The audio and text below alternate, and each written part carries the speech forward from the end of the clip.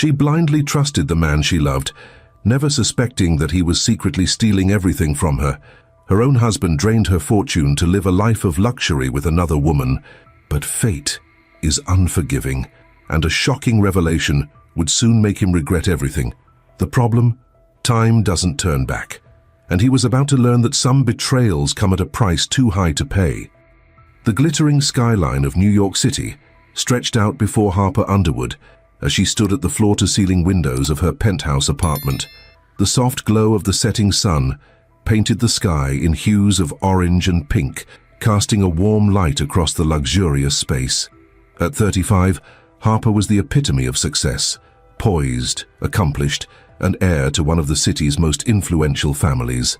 Her reflection in the glass told a story of careful cultivation. Harper's dark hair was swept into an elegant updo, her emerald eyes sharp and discerning. The tailored navy dress she wore spoke of understated wealth, a hallmark of old money and refined taste. As she absently twisted the large diamond ring on her finger, her mind wandered to the journey that had brought her here. The Underwood name had been synonymous with power and prestige for generations. Harper's great-grandfather had laid the foundation of their empire during the Roaring Twenties, turning a small textile mill into a diversified conglomerate. Each generation since had expanded their influence, weaving the family's tendrils deeper into the fabric of New York's elite society. Growing up, Harper had felt the weight of expectation on her shoulders. As an only child, she was the sole heir to the Underwood legacy. Her childhood had been a carefully orchestrated series of lessons, in etiquette, in business, in the delicate art of wielding influence. She'd excelled at it all, driven by an innate desire to make her family proud and a genuine passion for the empire she would one day lead. Harvard Business School had honed her natural talents, and by the time she graduated, Harper was more than ready to take her place in the family business. Under her guidance, Underwood Industries had flourished, expanding into new markets and embracing cutting-edge technologies. The business world watched in admiration as she deftly navigated challenges that would have sunk lesser leaders. But it wasn't just in the boardroom that Harper shone. She was a fixture in New York's social scene, her charity galas and fundraisers the talk of the town. The society pages loved her, the brilliant businesswoman with a heart of gold, always impeccably dressed and unfailingly gracious. And then there was Dixon. The sound of a key in the lock pulled Harper from her reverie. She turned, a smile already forming on her lips as her husband stepped into the apartment. Dixon James was everything she'd ever dreamed of in a partner, handsome, charming, and every bit as ambitious as she was. "There's my girl," Dixon said, crossing the room in long strides. He wrapped his arms around her waist, pulling her close for a kiss. "How was your day?" Harper leaned into his embrace, inhaling the familiar scent of his cologne. "Productive," she replied. "We closed the deal with Sakura Tech. Their AI innovations are going to revolutionize our manufacturing process." Dixon's eyes lit up with genuine excitement. "That's fantastic, Harp. I knew you'd nail it." He gave her another quick peck before moving to pour himself a drink. "We should celebrate. How about dinner at Le Bernardin?" As Harper watched him fix his usual whiskey neat, she marveled at how seamlessly Dixon had integrated himself into her world. They'd met at a charity auction 3 years ago, where Dixon had been representing a group of Silicon Valley investors. His quick wit and insightful comments on market trends had caught her attention, and by the end of the night, she'd found herself utterly charmed. Their whirlwind romance had been the stuff of fairy tales. Dixon had wooed her with grand gestures and intimate moments alike. He sent flowers to her office, whisked her away for surprise weekends in Paris, and spent hours discussing business strategy with her over late-night takeout. When he proposed after just 6 months, Harper hadn't hesitated to say yes. The Underwood family had welcomed Dixon with open arms. Harper's father, the formidable Jonathan Underwood, had been particularly impressed by Dixon's business acumen and drive. "He's got the hunger," Jonathan had told Harper approvingly. "He'll be a real asset to the family." And he had been. Since their marriage, Dixon had thrown himself into Underwood Industries with gusto. His tech industry connections had opened new doors, and his innovative ideas had breathed fresh life into some of their more stagnant divisions. Harper had never felt more supported or understood. "Earth to Harper," Dixon's voice broke through her thoughts. He was looking at her with a mixture of amusement and concern. "You okay there, sweetheart? You seemed miles away." Harper shook her head, banishing the momentary melancholy that had settled over her. "Sorry, just lost in thought." "Dinner sounds wonderful. Give me a few minutes to freshen up." As she made her way to their expansive walk-in closet, Harper's phone buzzed with a text. It was from her best friend, Olivia Thornton. "Girl, we need to talk. Lunch tomorrow? It's important." Harper frowned slightly. Olivia, a high-powered attorney and fellow fixture of New York society, wasn't one for dramatics. If she said something was important, it usually was. Harper fired off a quick reply confirming their usual spot at 11 Madison Park. In the bedroom, Dixon was already changed and ready to go, looking dashing in a perfectly tailored charcoal suit. As Harper slipped into a sleek black dress, she caught him watching her in the mirror, a look of pure adoration on his face. "How did I get so lucky?" he murmured, coming up behind her to zip her dress. Harper turned to face him, smoothing his lapels. "I ask myself the same thing every day," she replied softly. As they made their way out of the apartment arm in arm, Harper couldn't shake the feeling that something was off. It wasn't anything she could put her finger on, just a vague sense of unease that had been growing over the past few weeks. Maybe it was just the stress of work, or the constant pressure of living up to the Underwood name. In the elevator, Dixon's phone chimed. He glanced at it, a small frown creasing his brow for just a moment, before his face smoothed back into its usual charming smile. "Roberts," he explained, naming one of his business associates, "wants to set up a meeting about that new tech startup I was telling you about." Harper nodded, but something in his tone didn't quite ring true. She pushed the thought aside. This was Dixon, after all. Her rock, her partner, the man who had stood beside her through every triumph and setback of the past 3 years. As they stepped out into the bustling New York evening, a cool breeze ruffled Harper's hair. She took a deep breath, letting the energy of the city wash over her. This was her world, a world of wealth, of power, of carefully cultivated relationships and long-held traditions. A world where appearances could be deceiving, and where trust was the most valuable currency of all. Little did Harper know, as she and Dixon slid into the back of their waiting town car, that her perfectly constructed world was balanced on a knife's edge. In the coming days, everything she thought she knew about love, loyalty, and legacy would be called into question. The lessons her family had instilled in her, about power, about trust, about the true nature of success, would be put to the ultimate test. For now, though, Harper Underwood was still the golden girl of New York society, the heir to an empire, a woman who seemed to have it all. As the car pulled away from the curb, carrying them towards another glittering evening in the city that never sleeps, the first domino in a long and treacherous line was already beginning to tilt. The stage was set, the players were in place, and somewhere in the shadows of the city, unseen forces were moving, ready to shatter the illusion of perfection that Harper had spent a lifetime building. The following day, Harper found herself seated across from Olivia at their usual table in 11 Madison Park. The restaurant's understated elegance provided a perfect backdrop for their lunch meetings, a tradition they'd maintained since their days at Harvard. Olivia looked uncharacteristically nervous, fidgeting with her napkin as they waited for their orders. "Harper, there's something I need to tell you," she began, her voice low and serious. "I overheard something at the courthouse yesterday that, well, it involves Dixon." Harper felt a chill run down her spine, but she kept her face carefully neutral. "What about Dixon?" Olivia hesitated, then plunged ahead. "There's a rumor going around that he's been making some unusual investments. High-risk stuff, way outside his usual portfolio. And there's talk of a new woman in his life, someone he's been seen with at some less than reputable establishments."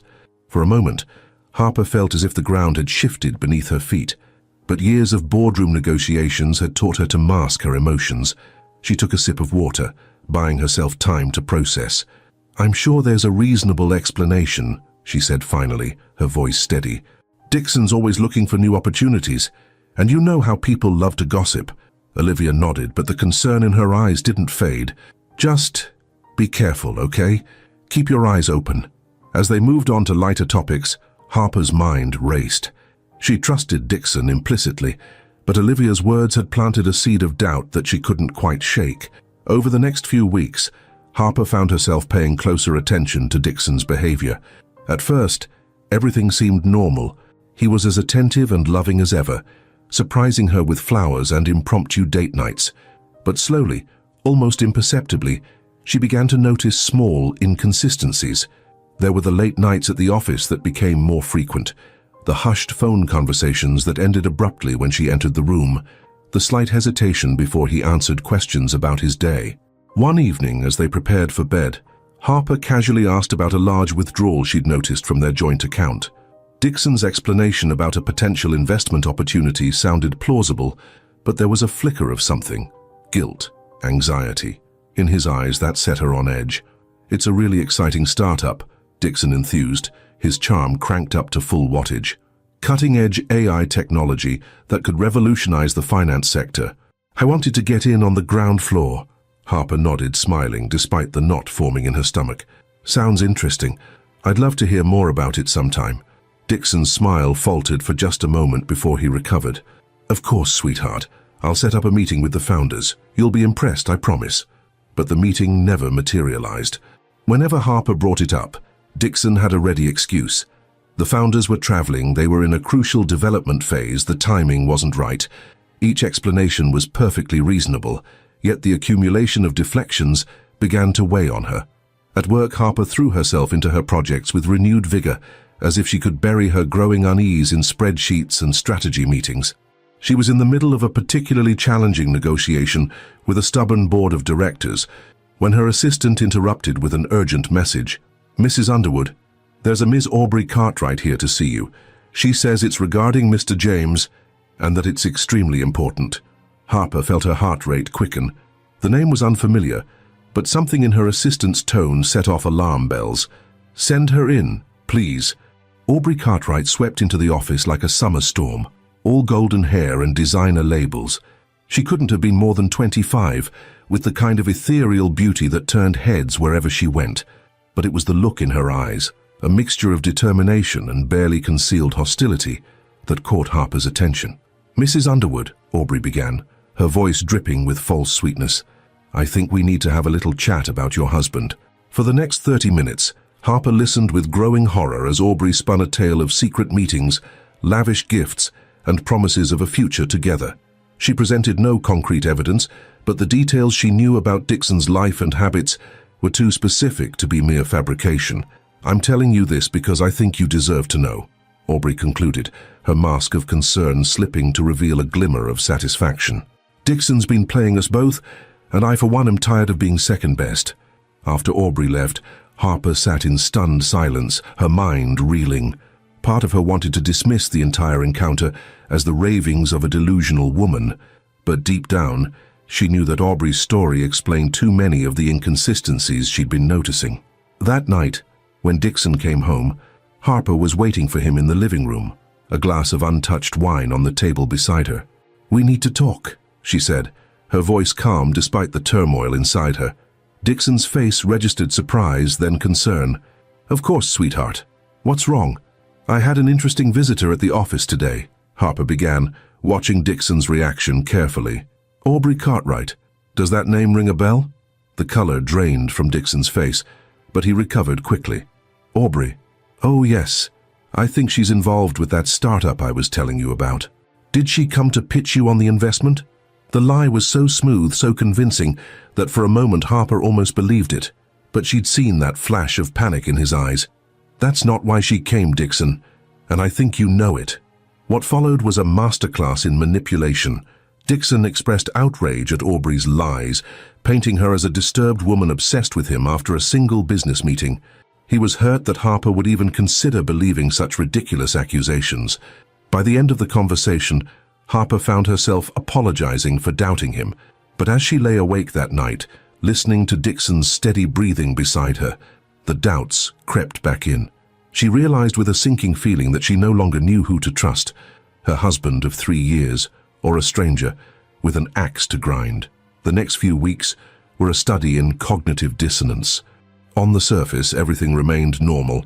Harper and Dixon attended charity galas, hosted dinner parties, and continued to present the image of a perfect power couple.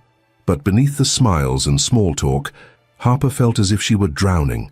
She began to investigate quietly, using the resources at her disposal as an Underwood, a discreet inquiry here, a carefully worded question there. Slowly, a picture began to emerge, and it was far worse than she had imagined. The startup Dixon had claimed to be investing in didn't exist. Instead, Harper uncovered a complex web of shell companies and offshore accounts, all leading back to a series of high-risk, potentially illegal investments. And at the center of it all was Dixon, playing a dangerous game with money that wasn't his to lose. As the evidence mounted, Harper felt as if she were watching the foundations of her life crumble. The man she had loved, the future she had planned, it was all built on a lie. But even as her personal world tilted on its axis, she knew she had to keep up appearances. The Underwood name was at stake, and she wouldn't let her family's legacy be tarnished by scandal. It was at her parents' annual midsummer gala that everything came to a head. The event was in full swing, the cream of New York society mingling in the Underwood's palatial Hamptons estate. Harper was in the middle of a conversation with a potential investor when she saw Dixon slip away from the crowd, heading towards the secluded gardens. Excusing herself, Harper followed at a discreet distance. As she rounded a hedge, she saw Dixon in an intimate embrace with none other than Aubrey Cartwright. The sight knocked the breath from her lungs, but it was their conversation that truly chilled her to the bone. "It's almost done," Dixon was saying, his voice low and urgent. "Another week, maybe two, and we'll have everything we need. The Underwoods won't know what hit them." Aubrey laughed, a sound like breaking glass. "And then it's goodbye New York. Hello, Cayman Islands." "You know it, baby. Just a little more patience." As they sealed their pact with a kiss, Harper retreated silently, her mind racing. The betrayal she could handle, painful as it was. She was an Underwood, and Underwoods were nothing if not resilient. But this was more than infidelity. This was a direct threat to everything her family had built. Back at the party, Harper moved through the crowd like a ghost, her smile fixed in place even as her world collapsed around her. She watched Dixon charm her father, saw him shake hands with the mayor, observed as he played the role of devoted husband to perfection. In that moment, Harper Underwood made a decision. She would not be a victim.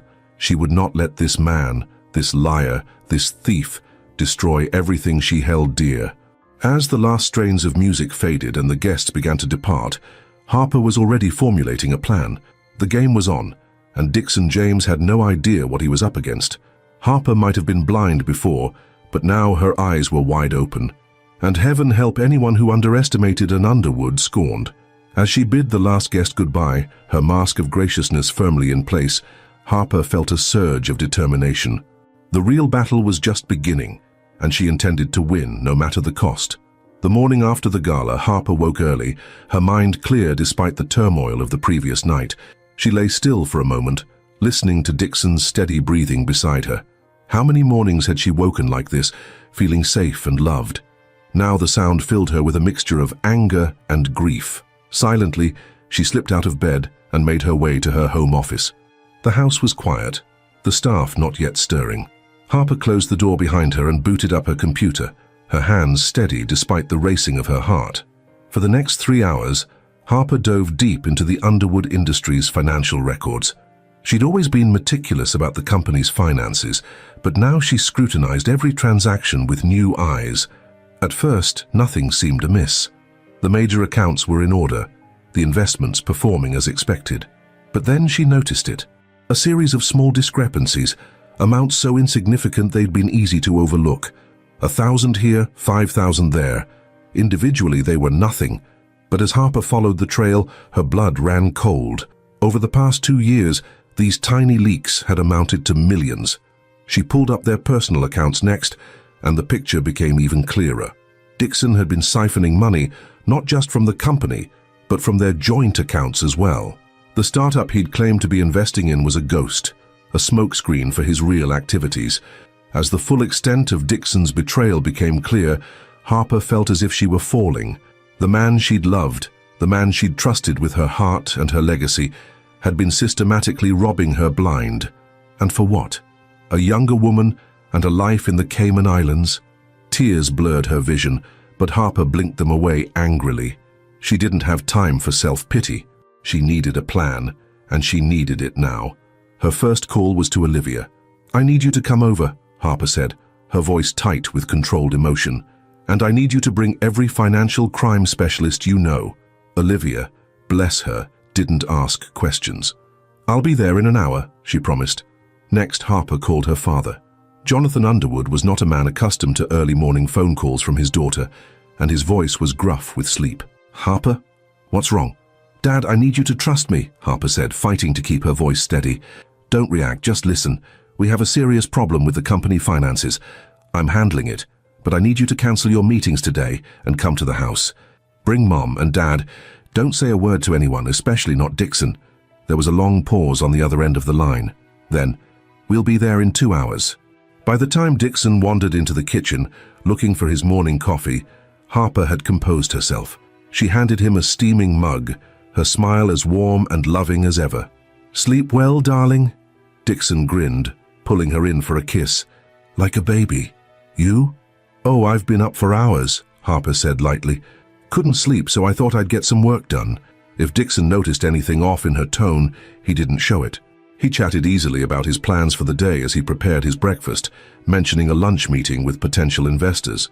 "Actually," Harper interrupted smoothly, "I was hoping you could stay home today. My parents are coming over to discuss some family business and I'd really like you to be there." A flicker of something, alarm, annoyance, crossed Dixon's face, but it was gone in an instant. "Of course, sweetheart. Anything for you." As Dixon headed to the shower, Harper allowed herself a grim smile. The trap was set. The next few hours were a whirlwind of activity. Olivia arrived with a team of forensic accountants and legal experts. Harper's parents showed up soon after, their faces etched with concern.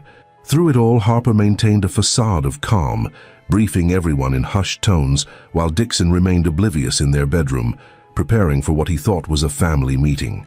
It was nearly noon when Harper finally called Dixon to join them in the living room. He sauntered in, all easy charm and confidence, but faltered when he saw the assembled group. "What's going on?" he asked, his eyes darting from face to face. Harper stood, her posture straight, her voice steady. "Dixon, we need to talk about the company finances and our personal accounts, and a woman named Aubrey Cartwright." The color drained from Dixon's face, but he rallied quickly. "Harper, I don't know what you think you've found, but I can explain everything." "Oh, I'm sure you can," Harper replied, her tone icy. "You've always been good at explanations, haven't you? But I'm not interested in your lies anymore, Dixon. I want the truth, all of it, now." What followed was a master class in obfuscation and denial. Dixon wove a tale of misunderstandings and coincidences, painting himself as the victim of circumstance and malicious rumors. He was so convincing that for a moment, Harper felt a flicker of doubt. But then she remembered the cold, hard numbers she'd seen that morning, and her resolve hardened. "Enough," she said, cutting off Dixon's protestations mid-sentence. "We have the records, Dixon. We know about the shell companies, the offshore accounts. We know about Aubrey. It's over." For a moment, Dixon seemed to deflate, the weight of his deceptions finally catching up to him. But then a new expression crossed his face, a mixture of defiance and contempt. "You have no idea what you're dealing with, Harper," he snarled. "You think you're so clever, but you're just a spoiled little rich girl playing at being a businesswoman. You don't have the stomach for real power." The room fell silent, shocked by the sudden venom in Dixon's voice. But Harper didn't flinch. "You're right about one thing, Dixon," she said quietly. "I don't have the stomach for your kind of power, the kind that's built on lies and theft and betrayal. But don't you dare underestimate me. I'm an Underwood, and we protect our own." With a nod to Olivia, Harper watched as her best friend stepped forward, a thick folder in her hands.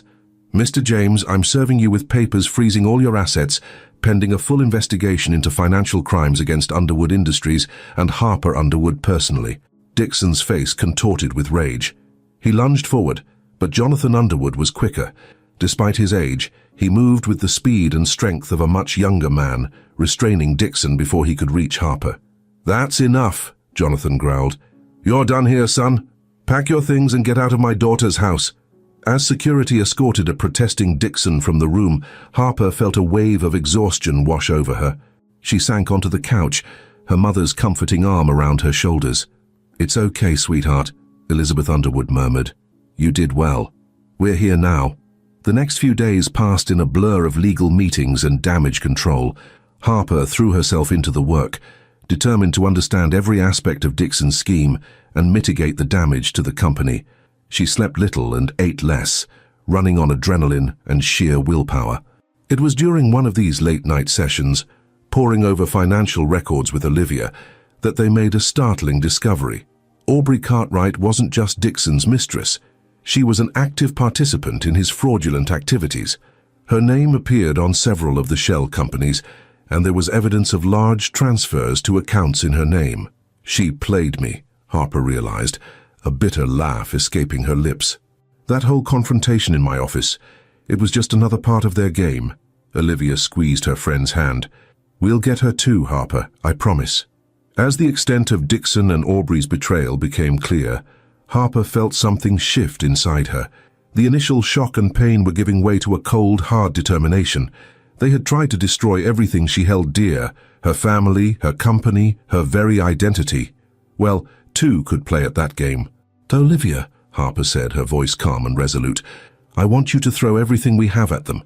Every legal resource, every connection, every bit of influence the Underwood name carries. I want them to understand exactly who they tried to cross. Olivia nodded, a fierce gleam in her eye. Consider it done. We'll bury them so deep, they'll need a map to find daylight. As dawn broke over the city, Harper stood at the window of her office, watching the sky lighten. She thought about the long road ahead, the legal battles, the public scrutiny, the whispers and stares she'd have to endure. But for the first time since this nightmare began, she felt a glimmer of hope. She was Harper Underwood, heir to an empire and a force to be reckoned with in her own right. Dixon and Aubrey had made a grave mistake in underestimating her. Now they would learn the true meaning of power, not the fleeting thrill of ill-gotten gains, but the enduring strength of integrity, family, and justice.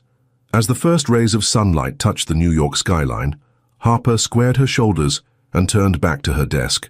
She had work to do, a legacy to protect, and a reckoning to deliver. The game had changed, and Harper was playing to win. Little did she know, the true test of her strength was yet to come. As she prepared to face the challenges ahead, fate was preparing a twist that would shake the very foundations of her world and test the limits of her newfound resolve. The weeks following Dixon's exposure were a blur of legal meetings, press conferences, and sleepless nights for Harper. The news of the scandal had broken, sending shockwaves through New York's elite circles. Every day brought a new challenge, a fresh wound to nurse, but Harper faced each one with a determination that surprised even herself. One particularly grueling day, after hours of depositions and strategy sessions, Harper found herself alone in her office, staring at the photo of her and Dixon on their wedding day. With trembling hands, she picked up the frame, tracing the outline of their smiling faces. In a sudden burst of anger and grief, she hurled the picture across the room, watching as it shattered against the wall. As she sank to the floor, sobs racking her body, there was a soft knock at the door. It was Elizabeth, her mother, who wordlessly crossed the room and enveloped Harper in a tight embrace. "Oh, my darling," Elizabeth murmured, stroking Harper's hair. "It's okay to break down. You've been so strong for so long." For the first time since the scandal broke, Harper allowed herself to truly feel the weight of her pain. She cried for the love she'd lost, for the trust that had been shattered, for the future she'd imagined that would never come to pass. Elizabeth held her through it all, a steady presence in the storm of Harper's emotions. As the tears subsided, Elizabeth gently tilted Harper's chin up to meet her gaze. "You listen to me, Harper Underwood. You are not defined by what Dixon did to you. You are strong, you are brilliant, and you will come out of this stronger than ever. Do you hear me?" Harper nodded, drawing a shaky breath. "I hear you, Mum. I feel so stupid. How could I not have seen it?" Elizabeth's eyes flashed with a fierce protectiveness. "You are not stupid. You loved and you trusted. That is not a weakness, Harper. It's what makes you human. Dixon is the one who should be ashamed, not you." Over the next few days, Harper threw herself into building the case against Dixon with renewed vigor. She worked closely with Olivia and a team of forensic accountants, piecing together the intricate web of Dixon's deceptions. As they dug deeper, a clearer picture of Dixon's past began to emerge. He hadn't come from money, as he'd claimed, but from a working-class family in Ohio. His entire persona, the polished manners, the Ivy League education, the tech industry connections, was a carefully constructed facade. He was a con man from the start, Olivia mused, poring over the documents they'd uncovered. "But why target you specifically, Harper? There are plenty of wealthy women in New York. The answer came in the form of an old newspaper clipping. It detailed the collapse of a small tech startup in Silicon Valley, with Dixon's name listed among the company's founders. The failure had left him bankrupt and bitter, nursing a grudge against the elite investors who he felt had abandoned the project too quickly. He wanted revenge, Harper realized, the pieces falling into place, not just against me, but against everything I represent. The old money, the established power structures. He wanted to prove he could outsmart us all. Understanding Dixon's motivations didn't lessen the pain of his betrayal, but it helped Harper process what had happened. She began to see that his actions were about his own insecurities and resentments, not about any failing on her part. As the legal proceedings moved forward, Harper found unexpected sources of support. Her father, never one for overt displays of emotion, became a constant presence at her side during board meetings and investor calls. He fiercely defended her leadership to anyone who dared question it in light of the scandal. Olivia, true to her word, was working tirelessly on the case. She'd assembled a crack team of lawyers and was pursuing every legal avenue to ensure Dixon and Aubrey faced the full consequences of their actions. Even Harper's younger cousin Jake stepped up. A computer whiz who had always felt like an outsider in the family business, he offered his skills to help trace the digital trail of Dixon's financial maneuvers. His dedication touched Harper deeply, reminding her of the strength that lay in family bonds. As weeks turned into months, Harper gradually began to reclaim her life. She threw herself into new projects at work, determined to not just recover from the scandal, but to push Underwood Industries to new heights. She started practicing yoga and meditation, finding solace in the quiet moments of reflection. One crisp autumn morning, as Harper was on her way to a board meeting, she received an unexpected call from Olivia. "Harper, we've got a situation," Olivia said, her voice tense. "Dixon's lawyer just reached out. They want to negotiate a plea deal." Harper's heart raced. "Why now? We've got them dead to rights." There was a long pause on the other end of the line. "Harper, there's more. Dixon, he's sick, terminal cancer, stage 4 pancreatic. He's got maybe 6 months tops." The world seemed to tilt on its axis. Harper gripped the edge of her desk, her mind reeling. "Are they sure? This isn't some kind of ploy." "We've verified it with 3 independent doctors," Olivia confirmed. "It's real, Harper, and it changes things legally. A jury might be more sympathetic given his condition." As Harper hung up the phone, she felt a maelstrom of emotions. Part of her, a part she wasn't proud of, felt a grim satisfaction. Karma, it seemed, had its own plans for Dixon James, but another part of her, the part that had loved him, felt a profound sadness. The news of Dixon's illness spread quickly through their social circles. Harper found herself fielding calls from well-meaning friends and acquaintances, all offering sympathy she wasn't sure she wanted or deserved. How was she supposed to feel about the imminent death of the man who had both loved her and betrayed her so completely? It was during a late-night conversation with her father that Harper finally voiced the question that had been plaguing her. "Dad, what do I do? Do I push forward with the charges, knowing he'll likely die in prison? Or do I show mercy?" Jonathan Underwood was silent for a long moment, swirling the scotch in his glass as he considered his daughter's words. "Harper," he said finally, "this isn't just about what Dixon deserves. It's about who you are and who you want to be. The easy path would be to let anger guide you. The harder path, well, that's for you to decide." As Harper wrestled with her decision, she found herself thinking more and more about Aubrey. The young woman had disappeared shortly after the scandal broke, likely fleeing with whatever money she'd managed to squirrel away. Harper couldn't help but wonder if Aubrey knew about Dixon's condition. Did she care? Or had she simply used him as he had used others? In a moment of impulse, Harper reached out to her contacts in law enforcement, asking them to locate Aubrey. It wasn't about revenge, she told herself. It was about understanding, about finding some kind of closure. To her surprise, they found Aubrey quickly. She was living in a small town in Arizona, working as a waitress under an assumed name. When Harper saw the recent photo of her, hair dyed brown, dressed in a shabby uniform, looking tired and far older than her years, she felt an unexpected pang of empathy. As Harper grappled with these complex emotions, the deadline for deciding on Dixon's plea deal loomed ever closer. The terms were clear. In exchange for a full confession and returning a significant portion of the stolen funds, Dixon would serve a reduced sentence under house arrest, allowing him to receive medical treatment. On the surface, it seemed like a reasonable compromise, but Harper knew that accepting the deal would mean giving up the chance to see Dixon truly pay for his crimes in a court of law. It would mean sacrificing the public vindication she had been fighting for. The night before she had to give her decision, Harper found herself walking the streets of New York, lost in thought. She ended up in Central Park, sitting on a bench near the lake where Dixon had proposed. The memory, once so cherished, now felt like a cruel joke. As she sat there watching the moonlight ripple on the water, Harper thought about the woman she had been before all this, trusting, perhaps naive, but also kind and compassionate. She thought about the woman she was now, stronger, wiser, but also harder. Was this hardness a necessary armor, or was it changing her into someone she didn't want to be? Harper closed her eyes, taking a deep breath of the cool night air. When she opened them again, she felt a clarity she hadn't experienced in months. She knew what she had to do. The next morning, Harper walked into Olivia's office, her decision made. But as she opened her mouth to speak, Olivia held up a hand, her face grave. "Harper, before you say anything, there's something you need to see," Olivia said, sliding a folder across the desk. As Harper opened the folder and began to read, her eyes widened in shock.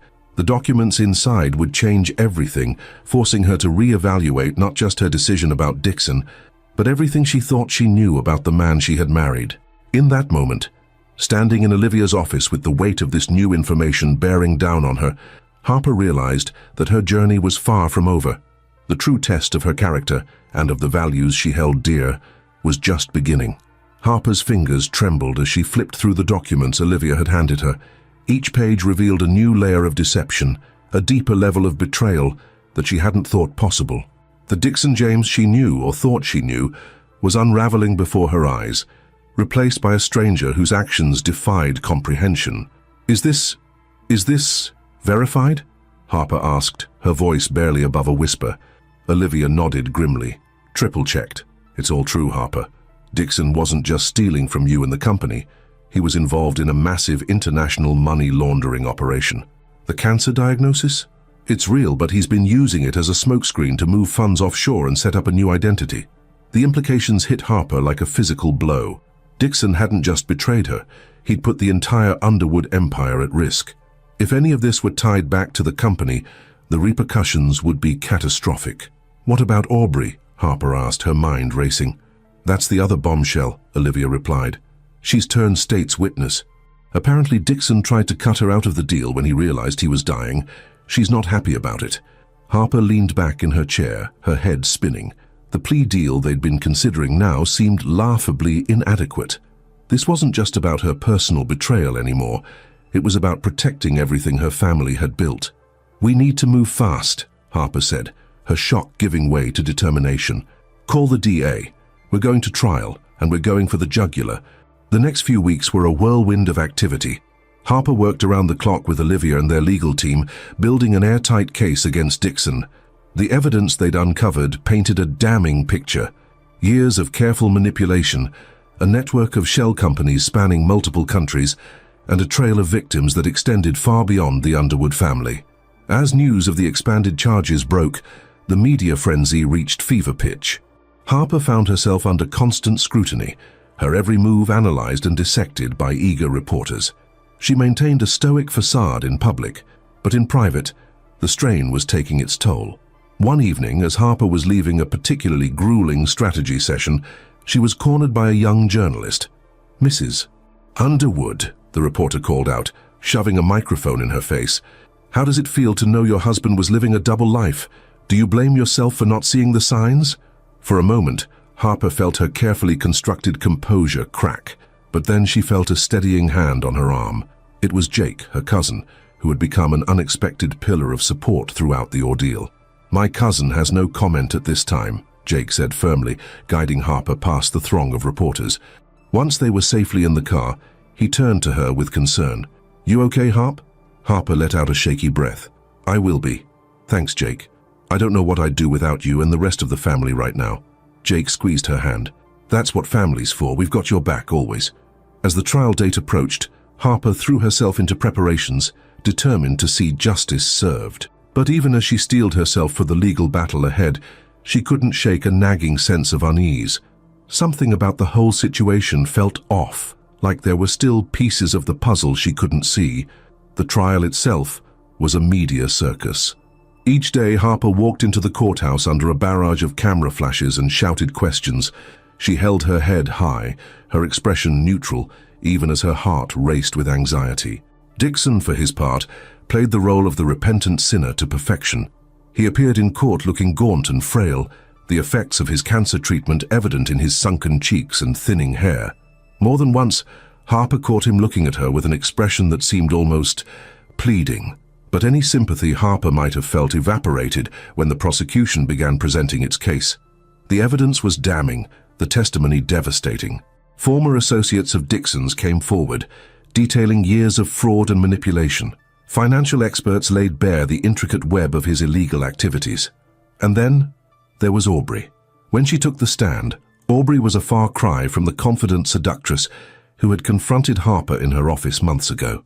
She looked small and scared, her designer clothes replaced by a modest suit, her once perfect makeup noticeably absent. As Aubrey began to speak, Harper leaned forward, hanging on every word. The story she told was one of gradual entanglement, of being drawn into Dixon's web with promises of love and luxury. But as Aubrey delved deeper into the details of their relationship and Dixon's illegal activities, Harper felt a growing sense of unease. There were inconsistencies in Aubrey's testimony, small details that didn't quite add up. Harper scribbled furious notes, passing them to Olivia, who nodded in agreement. Something wasn't right.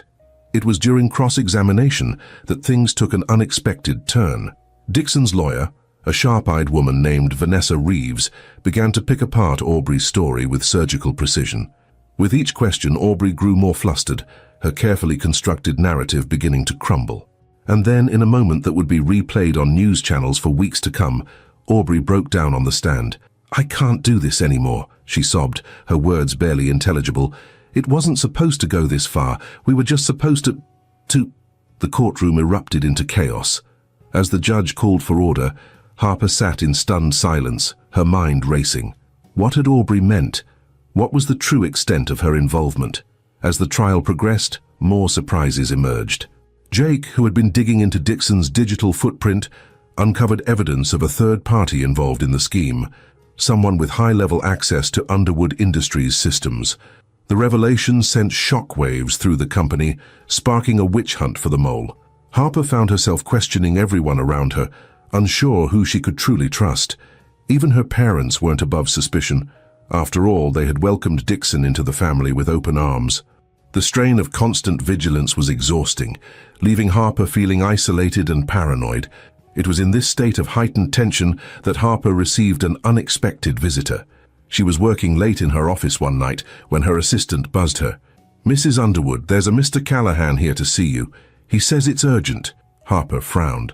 The name wasn't familiar, but something in her assistant's tone made her pause. "Send him in," she said after a moment's hesitation. The man who entered was in his late 60s, with silver hair and kind eyes that crinkled at the corners. He carried himself with the quiet confidence of someone used to being in charge. "Mrs. Underwood," he said, extending his hand, "I'm Patrick Callahan. I was a friend of your grandfather's." Harper shook his hand, her curiosity piqued.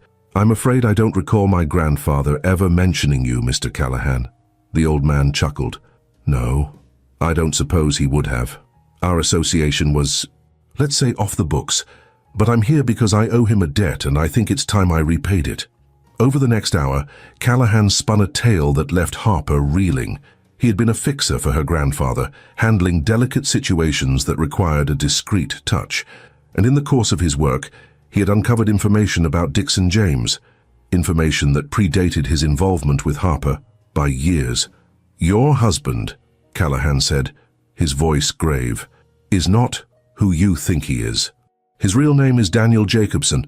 20 years ago, he was involved in a scandal that nearly brought down one of the biggest banks on Wall Street. He disappeared before he could be charged, and we all assumed he'd fled the country." Harper felt as if the floor had dropped out from under her. "But how? The background checks, the references." Callahan shook his head. "Dixon, or Daniel, is a master of reinvention. He's been playing this game for a long time, Mrs. Underwood. And I'm afraid your family wasn't his first target.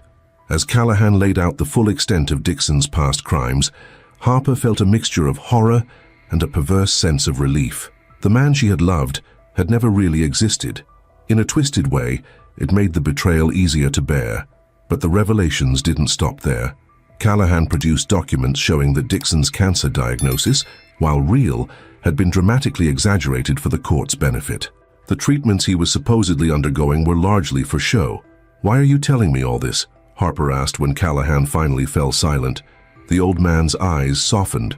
"Your grandfather was a good man, Mrs. Underwood. He helped me when I was at my lowest. I couldn't stand by and watch his granddaughter be destroyed by a con man." As Callahan left, Harper sat in stunned silence, the weight of this new information pressing down on her. She had a decision to make, one that would shape not just the outcome of the trial but the future of her family and her company. The next day, as Harper entered the courthouse, she felt a sense of calm purpose. She nodded to Olivia, who looked at her quizzically, sensing the change in her demeanor. "I need to speak to Dixon," Harper said quietly. "Alone?" Olivia started to protest, but something in Harper's expression stopped her. "Are you sure about this?" Harper nodded. "Trust me, Liv.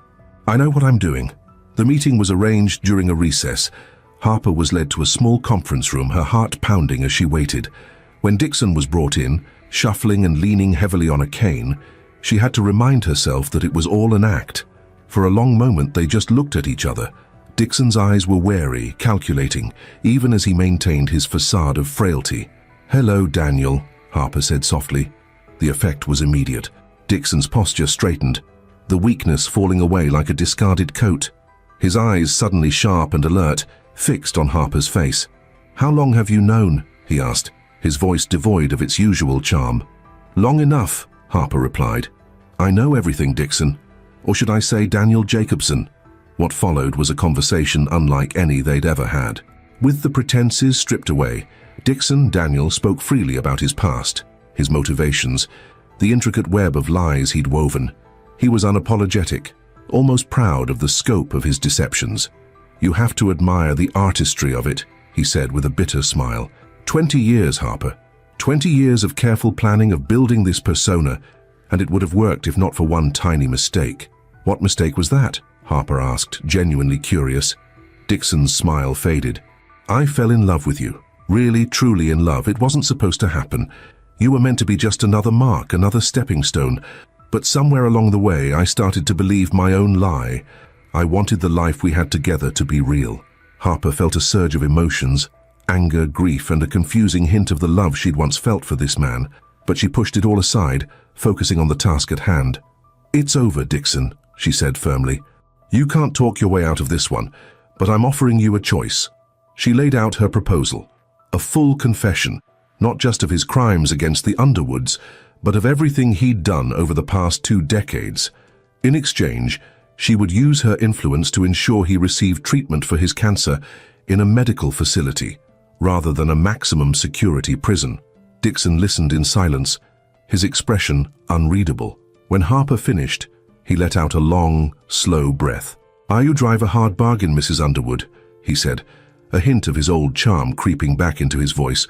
"But I suppose I taught you well." As Harper stood to leave, Dixon called out to her, "Harper, for what it's worth, I am sorry. Not for the con, that's who I am, but for hurting you. That was never part of the plan." Harper paused at the door, not turning around. "Goodbye, Dixon," she said softly, and walked out of the room. The events that followed would be talked about in legal circles for years to come. Dixon's full confession blew the case wide open, implicating not just himself and Aubrey, but a network of co-conspirators that stretched from Wall Street to Silicon Valley. As the dust settled, Harper found herself facing a new challenge, rebuilding her family's company and reputation in the wake of the scandal. But she was no longer the naive young woman who had fallen for Dixon's charms. She was stronger now, wiser, tempered by adversity. One evening, as Harper was preparing to leave her office, she received an unexpected call. It was from a secure line at the medical facility where Dixon was being held. "Harper!" His voice crackled over the line, weaker than she remembered. "I don't have much time left. The doctors say it's a matter of weeks now. But there's something you need to know, something I didn't include in my confession. Harper's breath caught in her throat. What is it, Dixon? There was a long pause, filled only with the sound of Dixon's labored breathing. When he spoke again, his words would set in motion a chain of events that would shake the foundations of everything Harper thought she knew about her family, her company, and herself. It wasn't just me, Harper, Dixon said, his voice barely above a whisper. I had help from the inside. Someone who's been playing a much longer game than I ever did. Someone close to you. As Dixon began to reveal the final shocking truth, Harper realized that her journey was far from over. The biggest battle of her life was just beginning, and this time, the enemy was closer than she could have ever imagined. The weeks following Dixon's shocking revelation passed in a blur for Harper. His words echoed in her mind, a constant reminder that the web of deceit stretched far beyond what she had imagined. Someone close to you, he had said. Those 4 words had shattered the fragile sense of security she'd been rebuilding. As the legal proceedings wrapped up, Harper threw herself into the monumental task of salvaging Underwood Industries. The company's stock had taken a significant hit in the wake of the scandal, and investor confidence was at an all-time low. But Harper was determined to not only save her family's legacy, but to make it stronger than ever. Her first order of business was a complete overhaul of the company's financial systems. She brought in a team of independent auditors to go through every transaction with a fine-toothed comb. It was a painful process, exposing years of mismanagement and oversight that went beyond Dixon's machinations. But Harper knew it was necessary to rebuild trust. We need to be transparent, she told the board during a tense meeting. Every mistake, every misstep, we lay it all out. It's the only way forward. Not everyone agreed with her approach. Several board members, old friends of her father's, pushed back hard. This could destroy us, Harper, one of them argued. Some things are better left in the dark. Harper fixed him with a steely gaze. That kind of thinking is what got us into this mess in the first place. If you can't get on board with full transparency, I'll accept your resignation now. It was a bold move, one that sent shockwaves through the company. But it also sent a clear message. The old way of doing business was over. Harper was ushering in a new era for Underwood Industries, one built on integrity and accountability. As she worked to rebuild the company, Harper also had to navigate the personal fallout from the scandal. New York's high society, once so welcoming, had become a minefield of whispers and sideways glances. Former friends suddenly had pressing engagements whenever she called.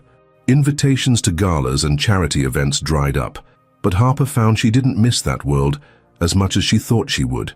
Instead, she discovered a new circle of support in unexpected places. Jake, her tech-savvy cousin, became her right-hand man in the company's digital transformation. Olivia, ever loyal, continued to provide both legal counsel and emotional support. Most surprisingly, Harper found herself forming a bond with Patrick Callahan, the mysterious friend of her grandfather. His insights into the family's history and the darker corners of the business world proved invaluable as she worked to unravel the full extent of the corruption within Underwood Industries. Your grandfather always said you had the makings of a true leader, Callahan told her one evening as they pored over old company records. He'd be proud of how you're handling all this. Harper smiled, touched by the sentiment. I just wish he was here to help guide me through it. Callahan's eyes twinkled mysteriously. Oh, I think he left you more guidance than you realize. You just need to know where to look. As the months passed, Harper's tireless efforts began to bear fruit. The company's stock slowly stabilized, and new investors, attracted by Harper's commitment to transparency, began to show interest. She spearheaded a series of innovative projects, leveraging Jake's tech expertise to position Underwood Industries at the forefront of sustainable energy and ethical AI development. But even as the business side of her life improved, Harper couldn't shake the nagging fear that had taken root since Dixon's final revelation. Who was the insider he had spoken of? The question haunted her, coloring every interaction with suspicion. She found herself watching her parents closely, searching for any sign that they might be involved. The thought made her sick, but she couldn't dismiss it entirely. They had, after all, welcomed Dixon into the family with open arms. Had that been mere naivety, or something more sinister? Her father, Jonathan, seemed to sense her unease. He began to distance himself from the company's day-to-day operations, citing a desire to let the next generation take the reins. Harper couldn't tell if it was a gesture of support or an attempt to avoid scrutiny. As for Dixon, his story came to a quiet end. True to her word, Harper had ensured he received proper medical care, but the cancer proved too aggressive. He passed away 6 months after his confession, alone in a secure hospital room. Harper received the news with a complex mix of emotions: relief, sadness, and a lingering anger that she feared would never fully dissipate. Aubrey's fate took a different turn. In exchange for her cooperation, she received a reduced sentence. The last Harper heard, she was serving her time in a minimum security facility, having undergone a surprising transformation. She had started a program teaching financial literacy to her fellow inmates, seemingly finding a purpose in helping others avoid the mistakes she had made.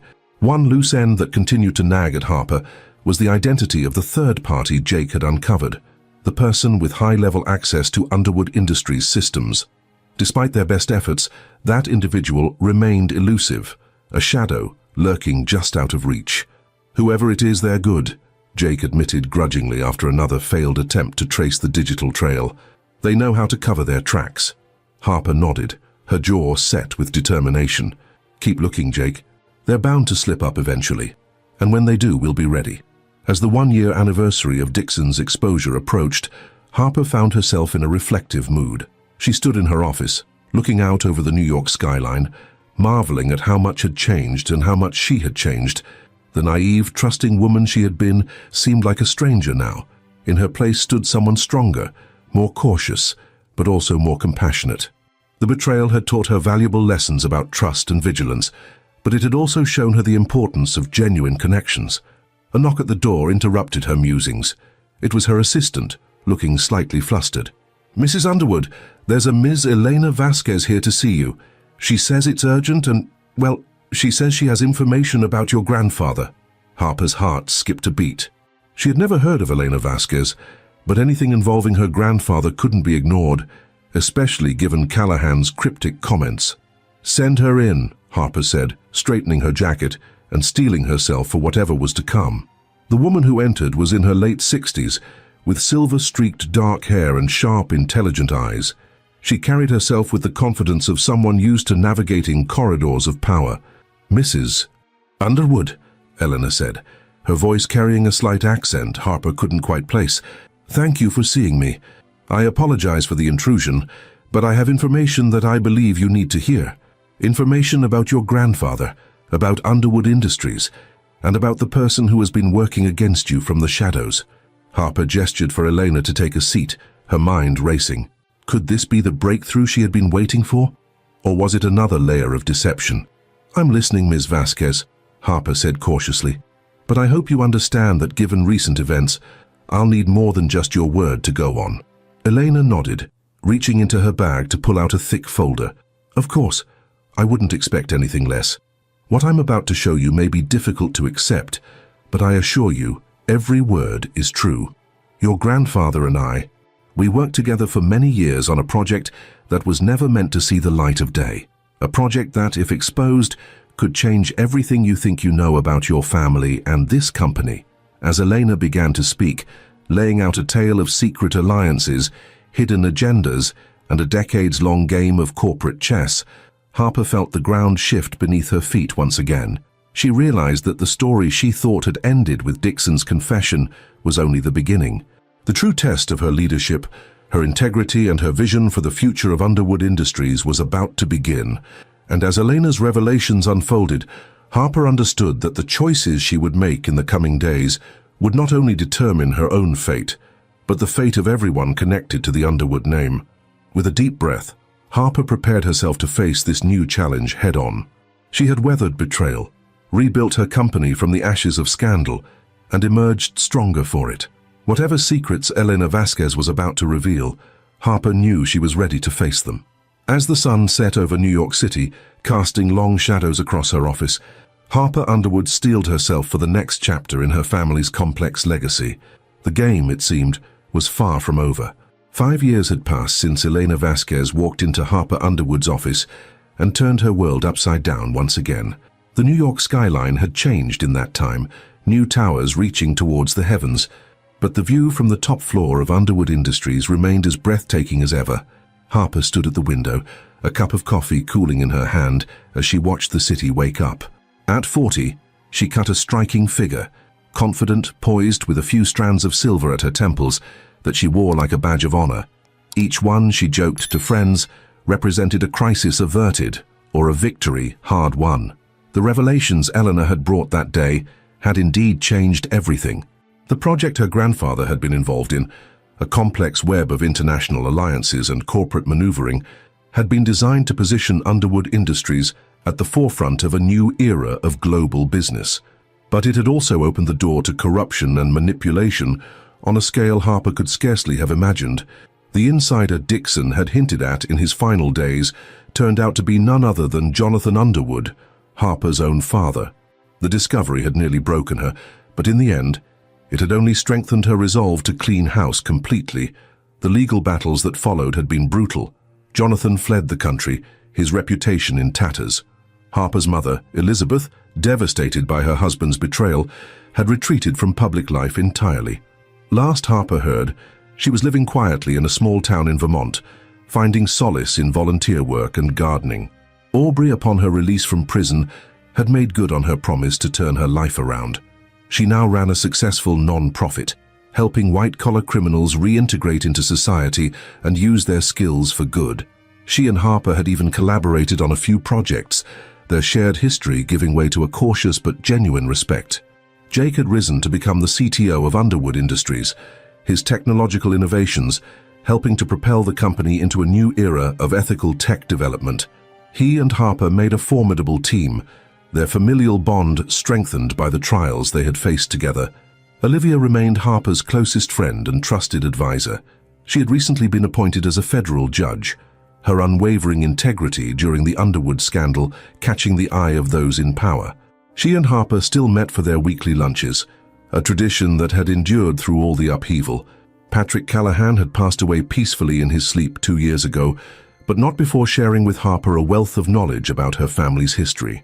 His insights had proven invaluable as she navigated the complex legacy she had inherited. As for Eleanor Vasquez, she had become an unexpected ally.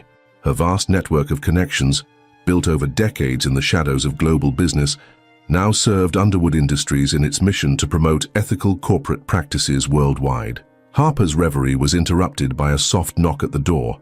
Her assistant poked her head in. "Mrs. Underwood, the board is ready for you." Harper nodded, setting down her coffee cup. "Thank you, Sarah. I'll be right there." As she gathered her materials for the meeting, Harper caught sight of a framed photo on her desk. It was a picture of her grandfather, taken long before she was born. His eyes seemed to twinkle with a secret knowledge, and Harper found herself smiling back at him. "I hope I've made you proud, Grandpa," she murmured. The boardroom fell silent as Harper entered. The faces around the table were a mix of old and new, trusted allies who had stood by her through the storm, and fresh talent brought in to inject new ideas into the company. All of them looked to her with respect, and perhaps a touch of awe. "Good morning, everyone," Harper began, her voice clear and confident. "Before we start, I want to thank you all for your hard work over the past quarter. Our ethical AI initiative is gaining traction faster than we anticipated, and our sustainable energy division has just secured a major contract with the EU. There were nods and smiles around the table. Harper paused, taking in the moment.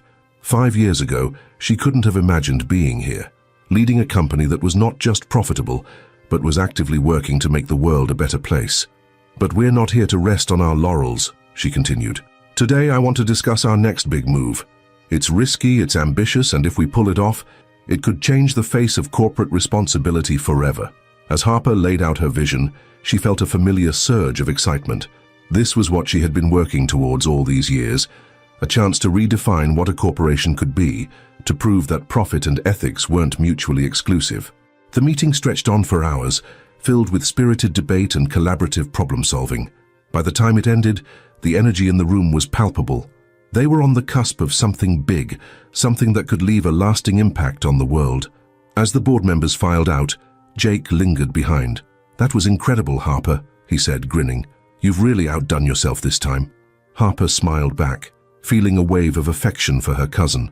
"I couldn't have done it without you, Jake. Any of it." Jake's expression grew serious. "Listen, there's something I need to tell you. I've been doing some digging, following up on some of Elena's old contacts. I think I might have found your father." Harper felt her breath catch. Despite everything, the mention of her father still had the power to shake her. "Are you sure?" Jake nodded. "Pretty sure. He's in Buenos Aires, living under an assumed name." "What do you want to do?" For a moment, Harper was transported back to that day in the courtroom, watching Dixon's facade crumble. She thought of all the pain, all the betrayal, all the hard-won lessons of the past 5 years. Then she thought of her grandfather, of the legacy he had truly left her, not one of wealth or power, but of integrity and vision. "Book me a flight," Harper said finally. "It's time to finish this, once and for all." As Jake left to make the arrangements, Harper turned back to the window. The sun was setting now, painting the sky in brilliant shades of orange and pink. She thought about the journey that had brought her here, about the woman she had become. She had faced betrayal and come out stronger. She had stared down corruption and refused to blink. She had taken a tarnished legacy and forged it into something bright and new.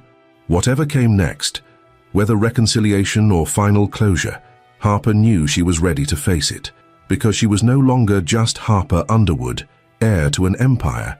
She was Harper Underwood, architect of her own destiny, guardian of a new kind of legacy. As the last rays of sunlight faded from the sky, Harper smiled to herself. The future, with all its challenges and opportunities, was waiting, and she was ready to meet it head-on. If this story touched your heart, and you want to keep following inspiring and emotional narratives, don't forget to join our community by subscribing to our channel. Speaking of which, if you missed our last video, here's what happened. Desperate to save her daughter's life, a single mother takes on the impossible, offering herself directly to the most powerful man in the city, a tycoon shrouded in mystery and wealth. But when she finally discovers who this man truly is, it feels as though the ground vanishes beneath her feet. Want to know everything that happened next? Click on the video now that's appearing on your screen and witness a story of courage, sacrifice, and an unexpected turn of events that will leave you breathless. See you there.